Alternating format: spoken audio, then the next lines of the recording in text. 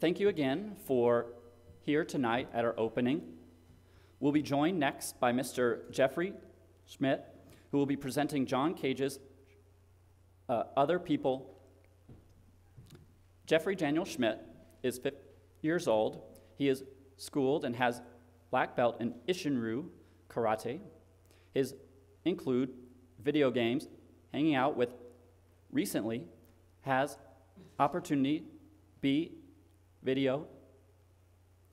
Since age has in theatrical productions at Community with Child. Each one of is to be a professional actor. Please give a round of applause for Jeffrey Schmidt.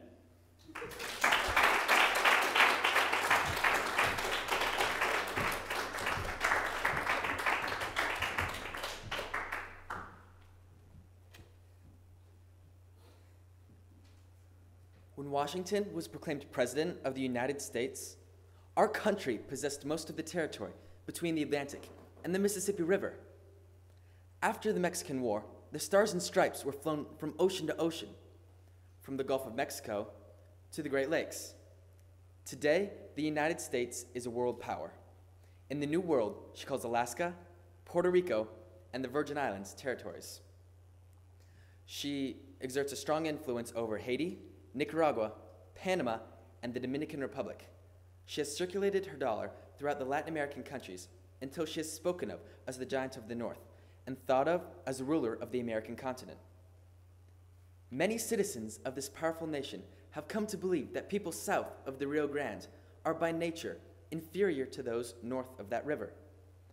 A great number of Latin Americans, however, are convinced of their superiority to Anglo-Saxons. Both beliefs are justified to a certain degree, but both are the results of a superficial knowledge of racial characteristics and an unfortunate lack of mutual appreciation and sympathy. Neither peoples has been able to catch a convincing glance of the other's worth, There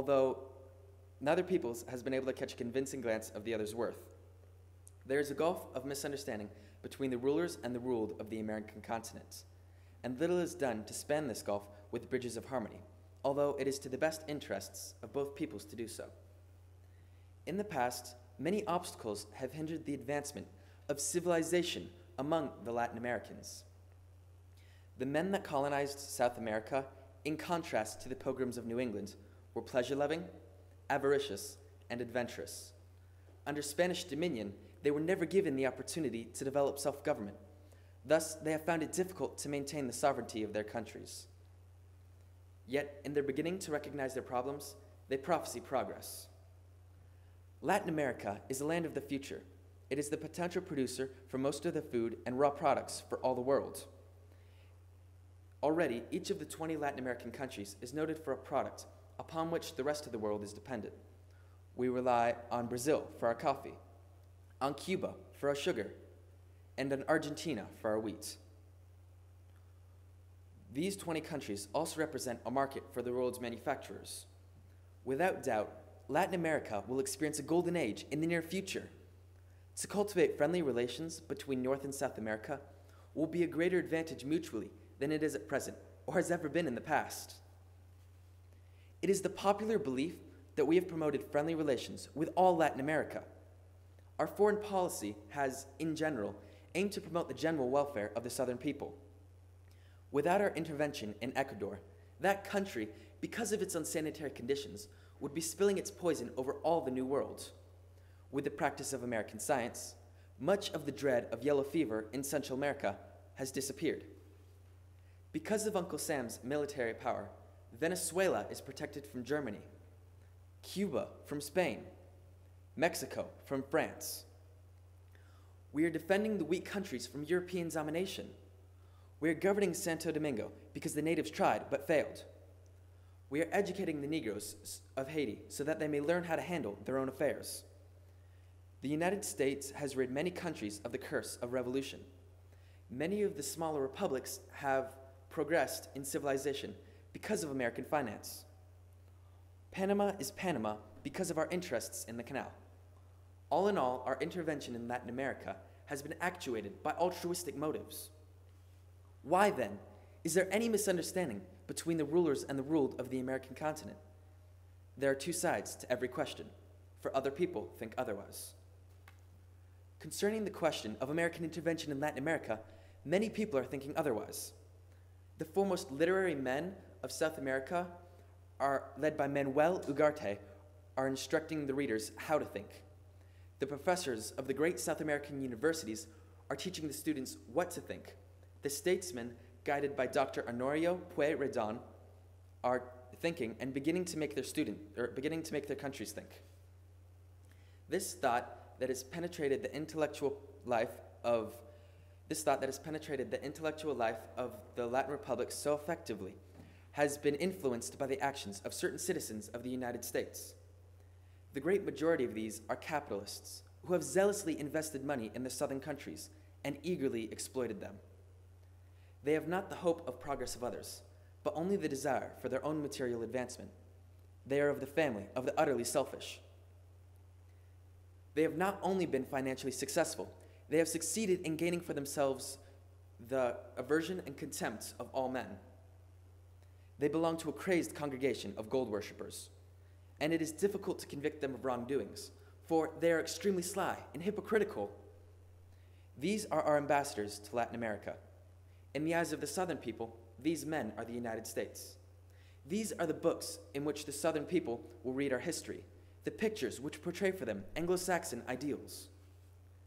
6 years ago, 3 American bankers loaned $26 million to the Republic of Bolivia. It was provided in the contract that 10% of the president should be paid annually in monthly installments, with the interest at 8%. In the case of a default on the part of the country, the American bankers will be given complete control of the Bolivian National Bank, certain Bolivian railroads, and the revenues of the Republic. According to this contract of 1922, the government of Bolivia is forbidden to borrow other money without the consent of the United States. For the administration of these provisions and the supervision of American finances, a permanent fiscal commission was formed. It consists of 3 members appointed by the President of Bolivia, 2 of whom are recommended by the United States. This is, however, but one instance of the actions of American capitalists. There are ties that have fastened the hearts of every Latin American nation inveterately with the counting houses of Wall Street. It was to protect the lives and property of just such money-grasping men as those in Bolivia that the United States military entered Nicaragua 15 years ago. They are still there. Having taken control of the politics of that country, they have been careful to keep a conservative in the presidency.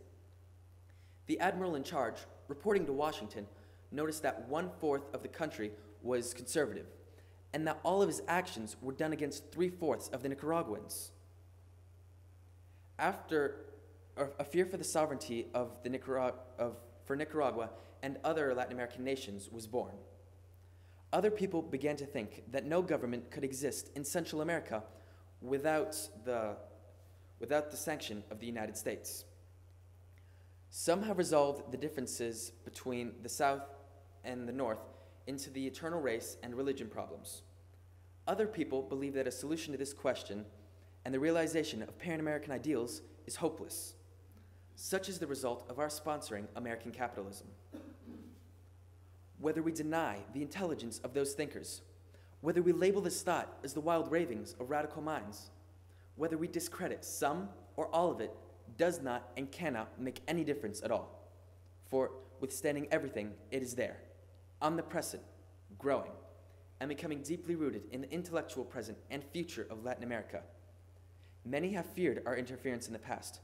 Many will hate our intervention in the future, for the youth of the South is being taught to think. Is Latin America correct in calling our altruism masked imperialism?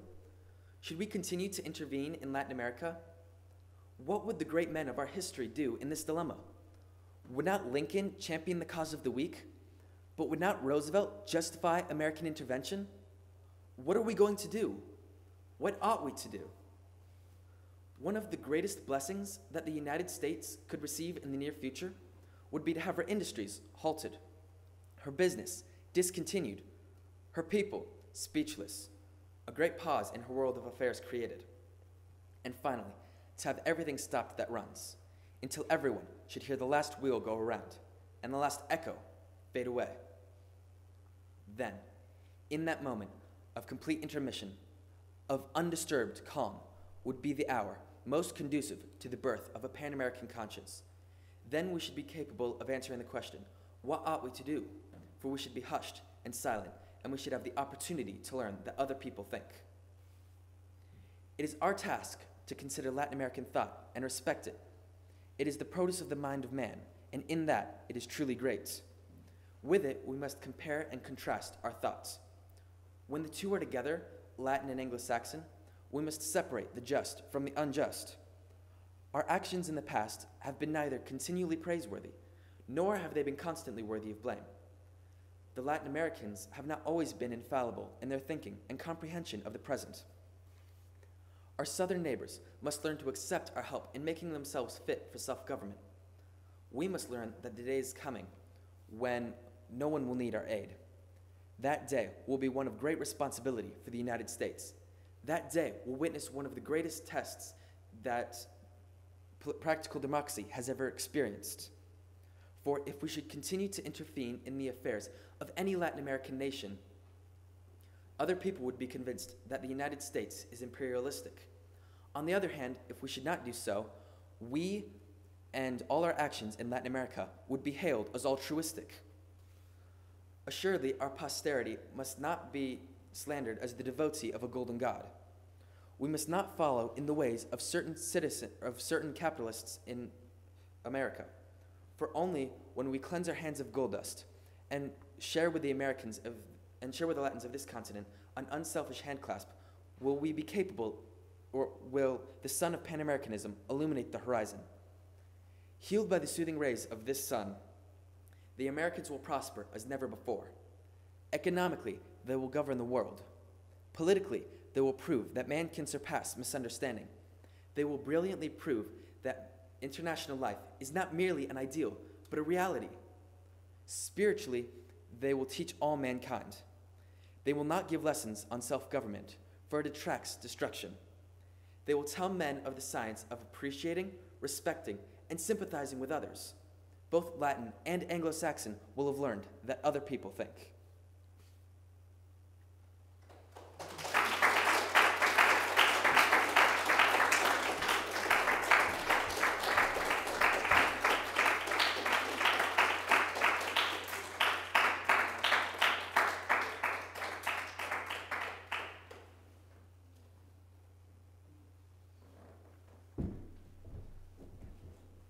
That was fantastic. Let's hear it again for Jeffrey Daniel Schmidt.